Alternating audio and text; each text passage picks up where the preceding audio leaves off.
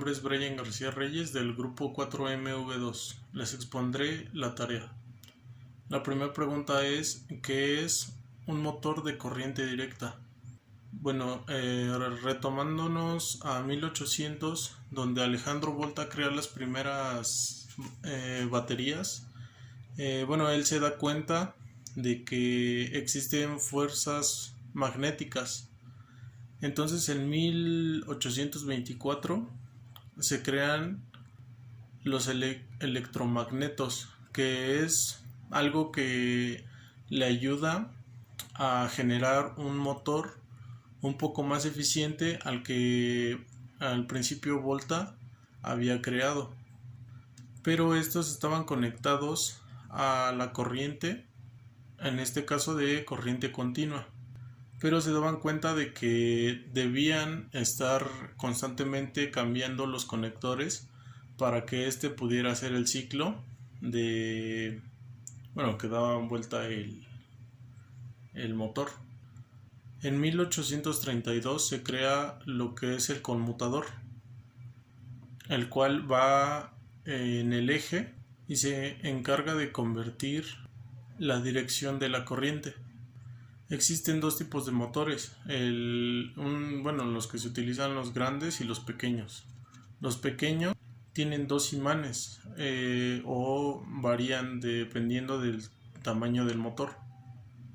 Y en los motores grandes se utilizan electroimanes o estatores, como se le conoce, los cuales, ya sean imanes o estatores, generan un campo magnético alrededor del eje. En el interior tienen un conmutador y la conexión con la fuente de energía, en este caso corriente continua, la cual puede rotar libremente usando una placa a presión o un sistema de carbones, los cuales tienen unos pequeños resortes que hace que el eje pueda girar libremente. ¿Qué es un motor en derivación? Y este es un circuito de armadura y de campo donde están en paralelo con respecto a la fuente de poder o alimentación. Un claro ejemplo es esto. Tenemos la armadura, el campo y aquí está la fuente de alimentación. Y vemos que está en paralelo. Ahora, ¿cuáles son las características eléctricas de los motores de corriente directa en derivación? Bien, las primeras características de este tipo de motores es que tienen un buen par de arranque, o sea que van a tener una fuerza bastante buena para realizar las actividades o para lo que está pensado este tipo de motores. La velocidad va a ser constante. La velocidad va a ser fácil de controlar. Esto con unas características que más adelante les voy a mencionar para controlar lo que es el par en este tipo de motores. Y es autorregulable. Lo que se refiere aquí es que dependiendo de la velocidad que uno desee, este tipo de motores se va a acoplar a esa velocidad.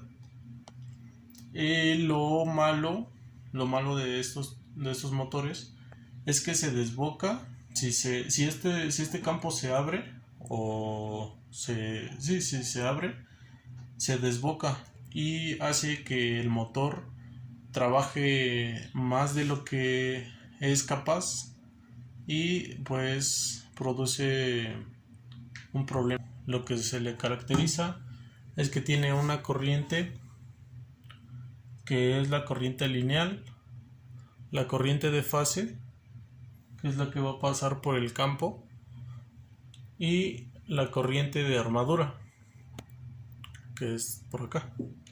Y tenemos lo que es la fuente, el voltaje total, que es el que se introduce al motor. La siguiente pregunta es: ¿qué es una placa de especificaciones? de un motor de corriente directa? Bueno, primero que todo es el nombre de la empresa, número de fases que tiene el motor, referencia y eficiencia del motor. La eficiencia va a estar dada según la tabla que utilice la empresa que produce el tipo de motores, la fabricación y el número de motor.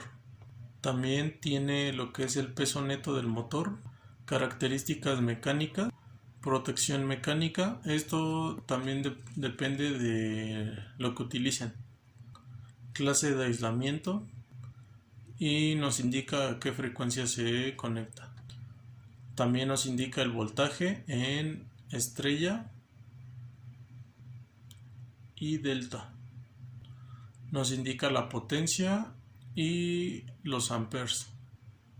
El amperaje también en estrella y en delta. Nos indica el factor de potencia, las revoluciones por minuto que es capaz del motor de generar y la normativa que usa el fabricante. La siguiente pregunta es: ¿qué características técnicas tiene una placa de especificaciones de un motor de corriente directa? Bueno, la placa a grandes rasgos nos indica todo lo que ya mencioné, pero las características que debemos tomar más en cuenta son las siguientes. Primero, ¿a qué frecuencia se va a conectar? Esto en Hertz. El voltaje al que se conecta, que esto va a ser en estrella o en delta, dependiendo de qué función le van a dar. También el amperaje en delta y en estrella, el factor de potencia que tiene, y por último las revoluciones por minuto que va a alcanzar el motor a tal voltaje que se va a conectar. La siguiente pregunta es: ¿qué es el torque en estos motores? Bien, buscando la definición de torque, nos dice que es el esfuerzo de torsión, pero hablando en motores es la energía que se transmite del motor o que produce el motor. La siguiente pregunta es: ¿qué es el par? Bueno, el par es la capacidad del motor. Quiere decir que el motor es lo máximo o la capacidad máxima que tiene el motor para producir un trabajo. La siguiente pregunta es: ¿qué modelos de control existen para estos motores? Yo solamente encontré dos, que fueron los tiristores y la electrónica de potencia. Estos controlan lo que es la velocidad, el par y el suministro de potencia de los motores. Los más comunes son los tiristores, que estos producen una conmutación y estos funcionan como aislantes o conductores, dependiendo del uso que se le quiera dar o para lo que se desea realizar. Estos pueden ser unidireccionales o bidireccionales, y es el control de la potencia eléctrica. Bien, respecto a los tiristores, estos nos dejan en lo que es el motor. Al utilizarlo nos van a dar chance de, como menciona, es un aislante o un conductor. El aislante, ¿por qué? Porque si nosotros deseamos bajar la potencia, la velocidad, simplemente nosotros la disminuimos, y como estos tipos de motores son autorregulantes, pues solito va a hacer el proceso de bajar su potencia o su velocidad para producir el trabajo que se desea. Esto es aislante porque va a disminuir la potencia, o conductores porque va a aumentar esa potencia para que el motor trabaje o más rápido o más lento. Eso es a lo que, lo que se refiere a los tiristores. Y es a lo que me refería en este motor cuando se los mostré. Que tenemos la armadura, el campo, y que veíamos sus características. Son autorregulantes. Pero esto con los tiristores nosotros podemos manejarlo, y como es autorregulable, pues el motor se va a adaptar a lo que nosotros necesitamos. Y eso es todo.